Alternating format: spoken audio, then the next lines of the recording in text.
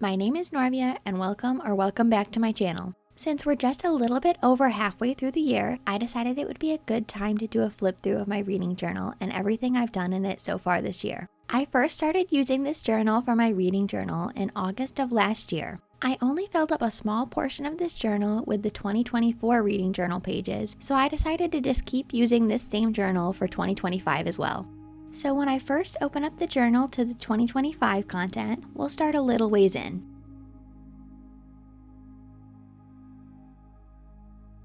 The first page I set up was my 2025 reading journal cover page. It's got the main title in the center of the page and is surrounded by stickers and washi tapes with a fantasy theme. Flipping the page, we'll come to my books read in 2025 spread. This is a space where I can see all of the books that I've read in the entire year in one spot. I haven't updated my journal yet for July, so as of June, I've read 23 books. I've left space on the opposite page to track a total of 50 books. My reading goal for the year is to read 40 books, but I wanted to have a little extra space just in case I read more.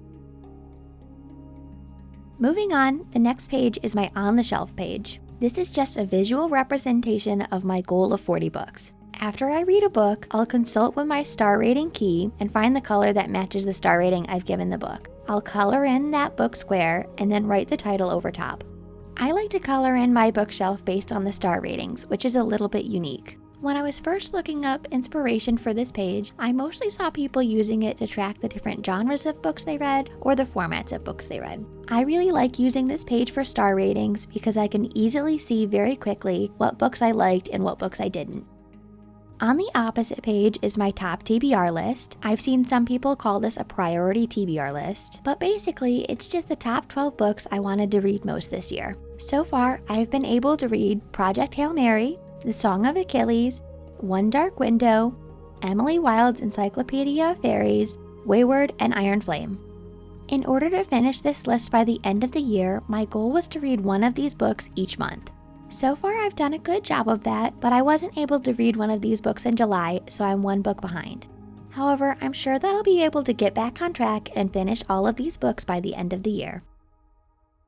Flipping the page again, we'll move on to my book bingo and bingo prompts. I do my book bingo in a little bit of a unique way, and I first saw this when I was watching one of Manda Maid's reading journal videos. In her video, it was set up very similarly, where the book bingo was on one side and the prompts were on the other. Each prompt will tell you what square to color in, but it's unique because each of those spaces are covered up. Once you read a book that matches one of the prompts, you'll peel up that square of washi tape to reveal where to color in. I really like this setup since it makes it more up to luck than myself to be able to get a bingo. I can't manufacture it just by picking and choosing what spaces I want to fill in. So far, I've made one mistake on this bingo page by filling in the giver in the wrong spot. The giver matched the male main character prompt, and I was supposed to put it in 4E, but instead I put it in 5E. This doesn't bother me too much, since whenever I read a book that will match the prompt for 5E, I'll just put it in 4E instead. Even with that mistake, I've been able to get 2 bingos this year, one diagonally and one in row 5. I've got a total of 9 prompts left to go. However, some of the books that I read in July match some of these prompts, so it'll be even less after my next reading journal update video.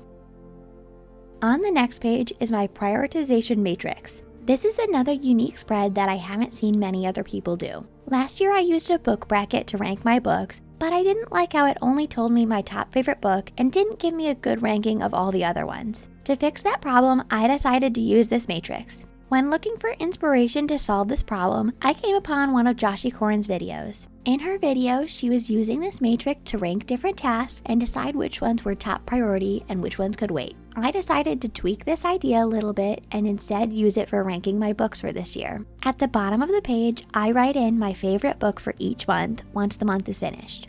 So far, January's favorite was One Dark Window, then Once Upon a Broken Heart, Emily Wilde's Encyclopedia of Fairies, Project Hail Mary, Fourth Wing, and Sun.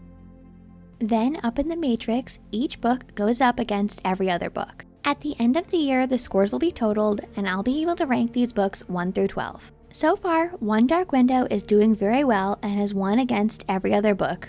While the right side of the page is blank for now, this will be filled in at the end of the year. I'll print out the book covers for these books and then glue them in order from 1 to 12.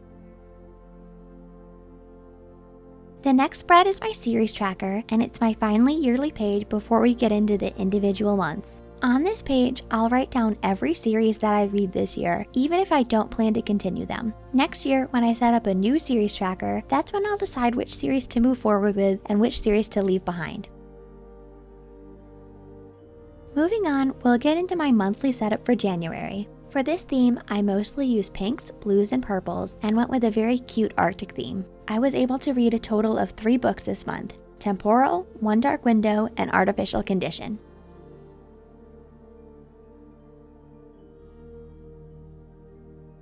Here you can see the difference between 2 of my reviews. If I like a book a decent amount and I have matching stationery to go with it, I'll give a book 1 full page for its review. However, there are a couple of reasons why I'll only give a book review half a page. It's either because the book was too small and I don't have a lot to say about it, I didn't really like it, or I didn't have any matching stationery. Flipping the page, you'll see one of my favorite review spreads I've done this year for One Dark Window. If I really enjoyed a book, I'll give it 2 full pages for its review instead of the normal 1. Moving on to my February monthly setup, for this theme I wanted to use mostly reds, blacks, and golds. I was again able to read 3 books this month: The Bridge Kingdom, Once Upon a Broken Heart, and The Traitor Queen.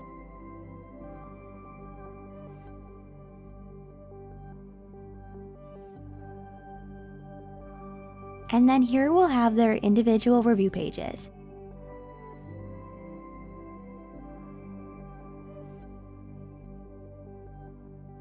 You'll also notice Shatter Me is included with these other review pages. I read this book in March, but included it here because there was an empty page. In my bullet journal, I like to keep things chronological, but in my reading journal, that doesn't matter to me too much. I don't mind moving a book review backwards or forwards to fill page spaces as needed. Moving on to March, I used this really pretty medieval PET tape as the main decorative element. I read 4 books this month: The Song of Achilles, Emily Wilde's Encyclopedia of Fairies, Shatter Me, and the Audible original 1984. As you can see, I really like The Song of Achilles, so it got a full spread. And the same can be said for Emily Wilde's Encyclopedia of Fairies.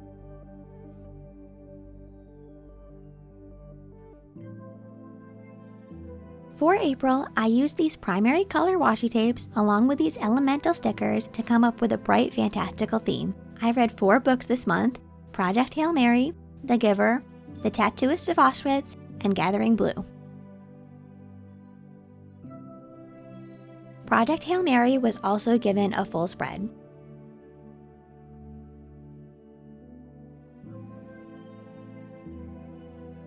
As for my May setup, I went with a really cute theme inspired by fairy tales. This was my biggest reading month so far, and I was able to finish 5 books.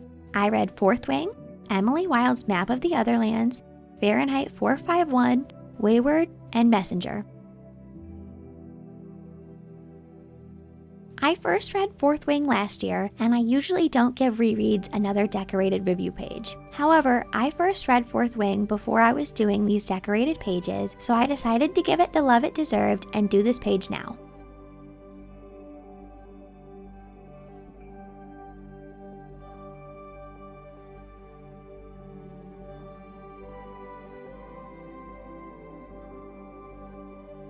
Next we'll move on to June, and I used a lot of green stationery to come up with this really pretty and cohesive theme. I was able to read 4 books this month: Butcher and Blackbird, Destroy Me, Sun, and Iron Flame.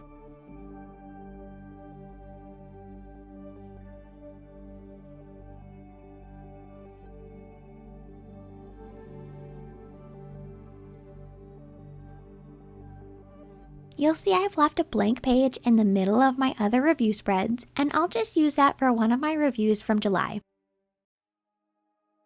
The last review spread I've done so far is for Iron Flame, and that also got a full 2 pages.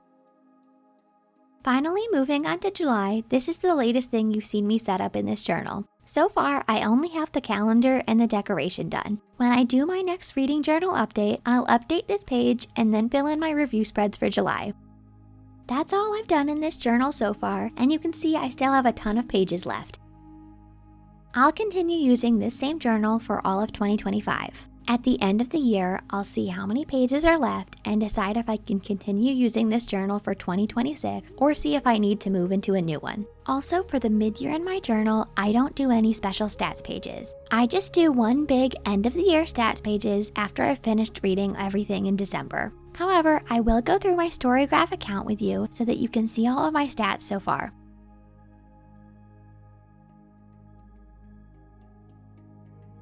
So far this year, I've read a total of 28 books and a total of 8,891 pages with an average time to finish of 8 days. For the moods of my books, you can see adventurous is definitely my top choice with a value of 22 books. This is followed by emotional with a value of 11 and dark with a value of 10. I also read tense, mysterious, funny, reflective, lighthearted, sad, hopeful, and challenging books. For the pace of my books, I read a total of 21 books with a medium pace and 7 books with a fast pace. As for page number, 10 books were under 300 pages, 15 books were between 300 and 499 pages, and only 2 were 500 pages plus. For fiction versus nonfiction, 100% of my books read have been fiction. As for genres, my top 2 genres are romance and fantasy, followed by dystopian and science fiction. I also read other genres such as young adult, classics, and magical realism.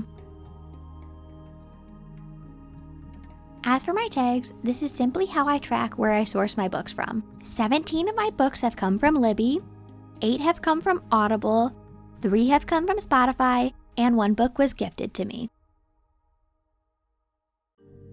For the format of my books, 27 of the books have been audio, with only 1 being a physical book.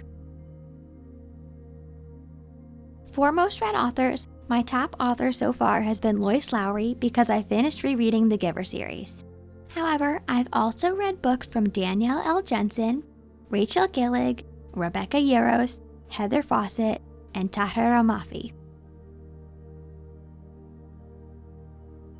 The final stat we'll look at is my star ratings. So far, I've only reviewed 26 books, since I usually like to wait a little bit after I finish a book to give it a review so that I fully know my feelings about the book. My average star rating is 3.57 stars, and here you can see a graph of the full range of my star ratings. That's all I have for you in this video. Thank you so much for watching until the end, and I hope you enjoyed seeing me flip through my journal and seeing all the progress I've made so far this year.